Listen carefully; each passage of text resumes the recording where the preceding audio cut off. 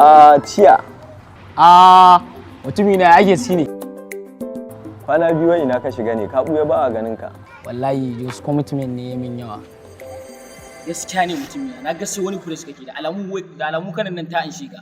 Ba Kano bace. To wai me sirri ne? Sirrin na cikin Rufaida drinks. Gaskiya ne. Wai yanzu a ina zan samu Rufaida drinks din nan? A yanzu nesa ta zo kusa, ka garzaya nan shagon Alhaji Babangida Aliyu da ke dan dishe karshen kwalta daura da gidan gona. Aiko ba za a banna a baba ni ma bari in maza in garzaya. Malam lafiya? Dakata malam ba ta kai nake ba. In ce nan ne shagon Alhaji Babangida Aliyu mai nau'ikan Rufaida kala daban-daban. Of course, tabbas ba kai batan kai ba.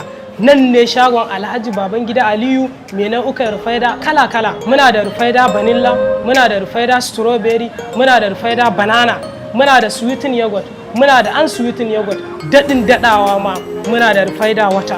Ba ni mai banana ɗin nan. Ka haɗo min da mai strawberry, ka haɗo min da mai coconut, ba ni Rufaida wata.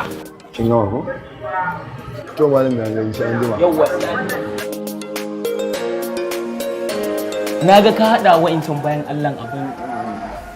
Idan na fuskance ka kana nufin Rufaida bread kenan. Lallai wannan biredin ya amsa sunan sa Rufaida bread.